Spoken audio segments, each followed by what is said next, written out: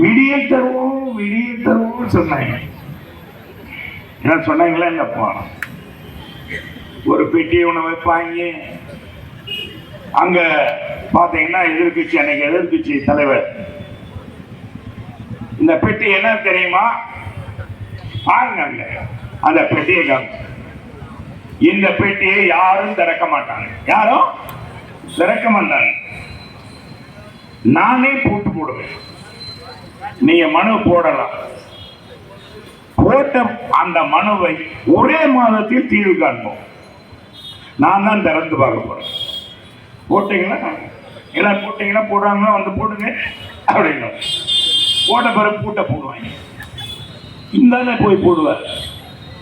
ஒரு கூட்டத்தில்ங்க, வேலூர் கூட்டம், ஜோக்கா சொல்றேன்னு நினைக்கிறேன், அவர் செய்கிறார். இத ஒரு சீனியர் அமைச்சர், அந்த கட்சியிலே மூத்தவர், திமுகவுடைய பொதுச் செயலாளர் துறைமுக இப்படி உட்கார்ந்துட்டு, அப்ப அவ ஒரு நாடகம் நடத்தினா, இவ ஒரு நாடகம் நடத்தினாங்க. ஏன் சொல்லாமங்க இப்படி உட்கார்ந்துட்டு, அப்ப ஒரு நாடகம், அதை காட்டி நாடகம் நடத்தலாம்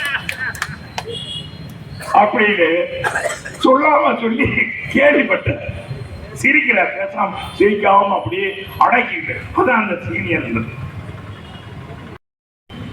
இந்த மனுவுக்கு தீர்வு காலம் இல்லாதா கிடைக்கவிட்டால் ஒரே மாதத்தில் நாம் தான் ஆட்சிக்கு வரோம்.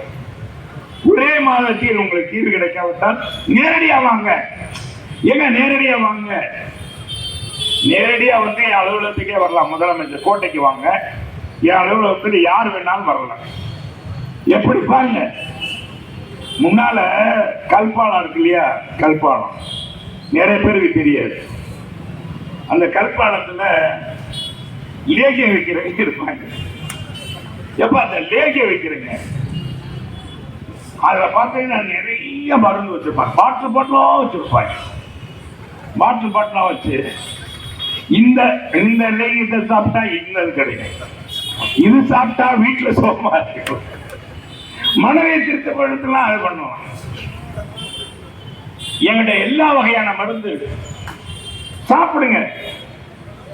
சரி இல்லையா? நேரா வாங்க, அடுத்த வாரமே வாங்க, நான் இங்கதான் இருப்பேன். வாபஸ் நீங்க கொடுத்த காசை வாபஸ் வாங்கிக்கணும். இந்த மாதிரி லேகிற மாதிரி பேசி பேசி மக்களை கவர பண்ணி, அரசு ஊழியர்களா நீ நடத்துற மாநாடா என்னை கூப்பிடுங்க, நான் வர்றேன். அரசு ஊழியர்களின் பிரச்சனையை ஒரே மாதத்தில் தீர்த்துடுவேன். உங்களுக்கு என்ன பழைய ஓய்வு திட்டம் நிறைவேற்றிடுவோம், செஞ்சிருவோம். அதே மாதிரி பார்த்தீங்கன்னா அங்கன்வாடி பணியாளர், எங்களை அரசு ஊழியர்களாக நாங்க தற்கால பணியாளர்கள் நினைக்கணும். அரசு ஊழியர்களான ஆக்கிடுவோம், நம்ம தான் ஆட்சிக்கு. இடைநிலை ஆசிரியர்களா இவங்களா இருக்காங்களா? அது என்ன, அந்த ஆசிரியர்கள் இது இருக்காங்க இல்லையா, பகுதி நேர ஆசிரியர்கள். நம்ம என்ன ஒரு சாதாரண ஏதோ அம்மா நினைச்சனால இங்க இருக்கோம், எடப்பாடியார் நினைச்சனால இங்க இருக்கோம். இந்த பகுதி நேர ஆசிரியர்கள் போறாங்க. ஒரே சூசனம் இந்த என்னை நம்புங்க, எல்லாத்துக்கும் தீர்வு கிடைக்கும் அப்படின்னு ஸ்டாலின் சொன்னார். மாதம் ஒரு முறை கணக்கெடுப்போம், மின்சாரம், மின் கணக்கு. இனிமேல் வரி உயர்வு இருக்காது. கேஸ் மானியம் 100 ரூபாய் ஃப்ரீ, மகளிர் எடுத்துக்க 100 ரூபாய், அனைத்து மகளிருக்கு 1000 ரூபாய் எல்லா குடும்பத்துக்கும். இப்படி மாணவர் கல்விக்கடன் 16,000 கோடி உடனே ரத்து பண்ணிடும். வந்த உடனே நீட்டு ஒரு தேர்வு ரத்து பண்ணலாம். இல்ல எல்லாத்துக்கும் தீர்வு லேய வைக்கிறோம். எப்படி பாருங்க, மக்களை ஏமாற்றி அவனை தன் பக்கம் இருக்கிறதுக்கு என்ன செய்யணும். இந்த மோடி எப்பா நான் உண்மை சொல்றேன்ப்பா, பள்ளிக்கூடத்துக்கு போயிடுங்க. எனக்கு தலைவர் ரசிகன், நான் 5வது 4வது படிக்கிறேன். சினிமா தியேட்டருக்கு போயிருக்கேன். நீ சினிமா தியேட்டர் அங்க பாத்தீங்கன்னா ஒருத்தர் படுக்க வச்சிருக்காங்க. அங்க பாத்தீங்கன்னா வித்தை காட்டுறான். எப்படி குடு ஐயா வந்தையா வந்தே நீ சொல்றதுல தெரிஞ்சுக்குவான். ஐயா என்ன சட்டை போட்டுருக்க? சேவை சட்டை போட்டுருக்க. ஐயா என்ன சட்டை போட்டிருக்காரு? மஞ்சள் சட்டை. இவன் யார் தான் இருப்பாங்க எல்லாம் தெரிஞ்சுட்டு அவன் கடைசியில சொல்லுவான், இந்த தாயத்தை வாங்கினீங்களா உங்களுக்கு கடன் பிரச்சனையா தீர்க்கிறோம். எல்லா பிரச்சனையும் தீர்க்கிறது இந்த இடம் இருக்கு. இந்த என்ன ஒரு தாயத்தை கொடுப்பாங்க. தலைவர் ஒரு குழிவிளக்கு பொருட்கள் அதே தான் காட்டுவாங்க. தலைவர் அதை காமிப்பார். அதை எப்படி ஏமாத்துறாங்க அந்த மாதிரி ஏமாத்திரி இல்லைன்னா வாங்காம போனீங்கன்னா காசு வச்சிருந்தா இருக்கிறவங்க வாங்கிக்கோங்க. வாங்காம போனீங்கன்னா ரத்தம் கட்டி சாயிடுங்க. ரத்தம் கட்டி அப்படின்னு சொல்லுவாங்க. அத மாதிரி சொல்லாம சொல்லி இந்த தமிழ்நாட்டுல என்னென்ன தீர்வு கிடைக்கல, யாராருக்கு பிரச்சனையோ அத்தனை விவசாயிகளுக்கு கடன் தீர்க்கப்படும். அதே மாதிரி மகளிர் 5 பவுன் நகை யாராவது 5 பவுன் வச்சிருக்கீங்களா? தம்பி நீங்களாம் பார்த்துருக்கோம், உங்க வீட்டுல கேட்டு பாருங்க. 5 பவுன் வச்சிருந்தா உடனே கூட்டுறவங்க வைங்க. நாங்க உடனே வருவோம். வந்த உடனே ரத்து பண்ணிடுவோம். என்ன சிறப்பு? ரத்து பண்ணிடுவோம்.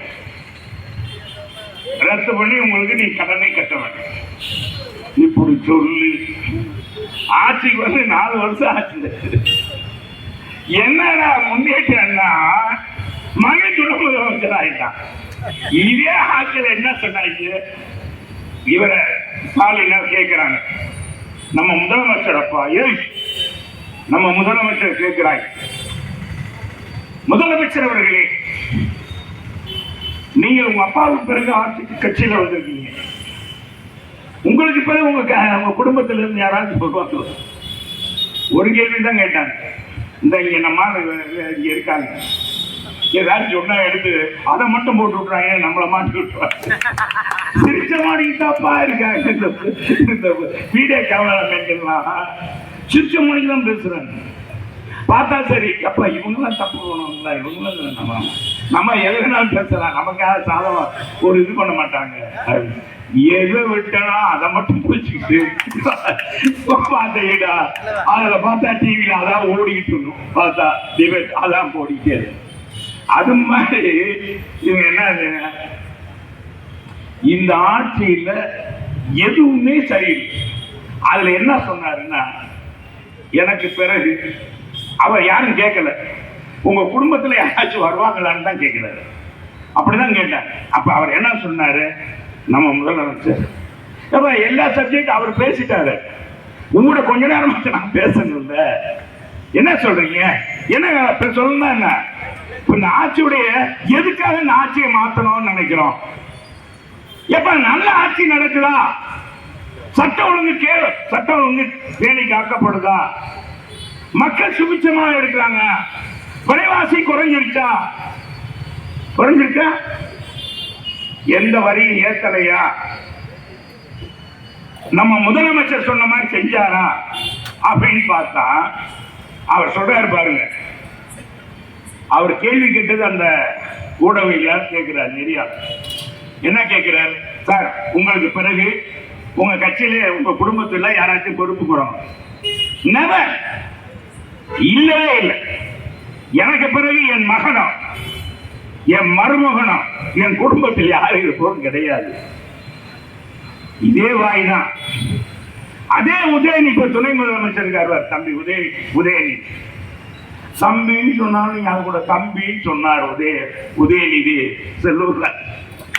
தம்பிகளா சொல்ல தம்பி உதயநிதி இருக்கார்ல, உதயநிதி துணை முதலமைச்சர்.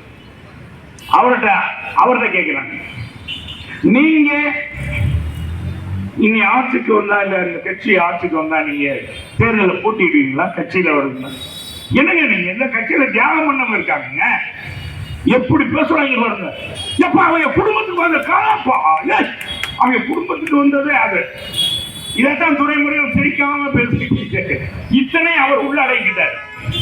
அவர் சொல்றாரு, அவர் உதயநிதி சொல்றாரு, நீங்க பொது வாழ்க்கையில சினிமா நடிகரா இருக்கீங்க, நாளைக்கு நீங்க அரசியல்ல வருவீங்களா? நானா வரவே மாட்டேன். கட்சியில எந்த பொறுப்பும் என்னை காட்டிலும் தியாகிகள் இருக்காங்க, ஜெயிலுக்கு போனவங்க சொன்னாரா இல்ல தம்பி? இதான் இல்லாத சொன்னா நாளைக்கு இங்க வழக்கு சொல்லி நம்ம வழக்கு போட்டுருவாங்க.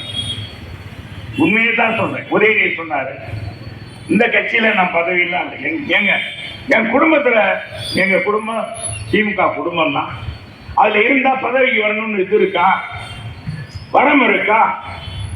அப்படிலாம் இல்லைங்க, நான் எதுக்கும் வர மாட்டேன். அப்புறம் பார்த்தா தான் இப்ப என்ன நடக்குதுன்னு தெரியும். இளைஞரணி செயலாளர், என்ன கட்சிய இளைஞரணி செயலாளர், அப்புறம் சட்டமன்ற உறுப்பினரா இருப்பீங்களா? இருக்கிறது சின்ன தொகுதியா துறைமுக தொகுதி. எளிதா ஜெயிக்க முடியுமா? எந்த பணம் கொடுத்தாலும் எவ்வளவு கொடுத்தா ஜெயிக்கலாம், எவ்வளவு இருந்தாலும் அந்த தொகுதியை எடுத்து ஜெயிக்க வச்சு சட்டமன்ற உறுப்பினரா இருக்கும்போது அப்ப பார்த்தா ஒரு பெரிய ஜோக்குங்க. சட்டமன்றத்தில் நான் கடைசி பெஞ்சு, தம்பி முதல் பெஞ்சு, நாங்க கடைசி பெஞ்சு. கடைசி பெஞ்சு மாணவர்கள் என்ன செய்வாங்க தம்பி? நாங்க வாட்டுக்கு லூட்டி அடிக்கிறோம். 4 ராஜேந்திரப்பா, விஜயபாஸ்கர் தான் எம்எல்ஏ ஆனவுடனே ஒவ்வொருத்தனும் முதலமைச்சர் சட்டமன்றத்துக்கு வரும்போது பார்த்தீங்கன்னா எந்திரிப்பாங்க.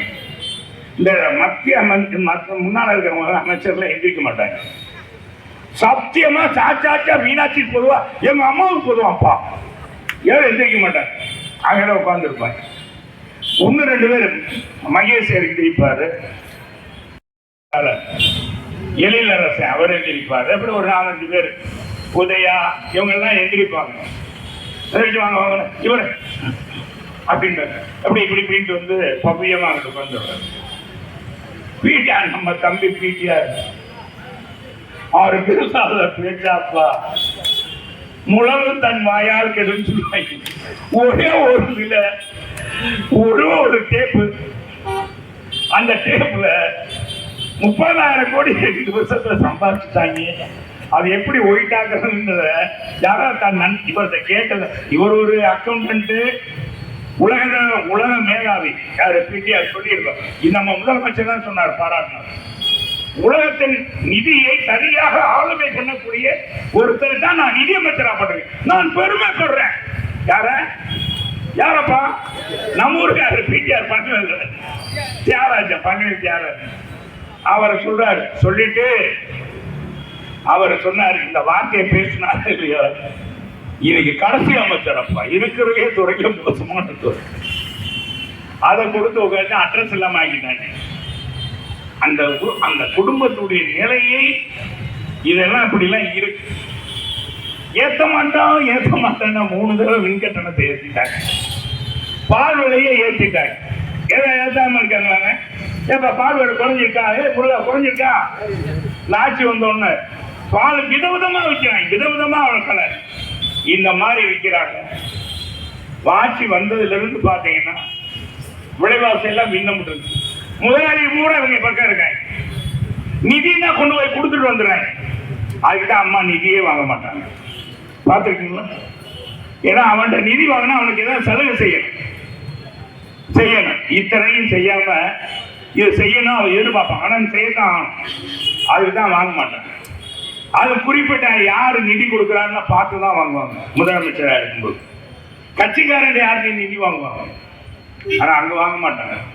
இவங்க வாங்கி யாரும் தடுக்க முடியல. பருப்பு விலை ஏறி போச்சுங்க. வெங்காய விலையை கட்டுப்படுத்த முடியாது. வெங்காய ஆட்சி இந்த ஆட்சி. வெங்காயத்தை விலையை கட்டுப்படுத்த முடியல. பாத்தீங்கன்னா அரிசி விலை இன்னைக்கு எடப்பாடியார் காலத்துல 40 ரூபா வந்தது, 70 ரூபா. என்ன விலை? எல்லா விலையும் கூடி போச்சு. கட்டுமான பொருள் விலை பூரா கூடி போச்சு. மக்களுக்கு வேலை வாய்ப்பு இல்லை. சிறு குறு தொழிலுக்கெல்லாம் பாத்தீங்கன்னா 3 முறை இந்த பீக் அவர்ஸ் அது இதுன்னு போட்டு இந்த கட்டண உயர்வுலாம் கொடுத்ததுனால இன்னைக்கு பாத்தீங்கன்னா நிறைய நம்ம இந்தியாவிலே சிறு குறு தொழில நம்பர் 1 மாநிலம் நம்ம மாநிலம். அதுக்கடுத்து மகாராஷ்டிரா. இன்னைக்கு 19-20% தொழிற்சாலைகள் மூடப்பட்டுள்ளது.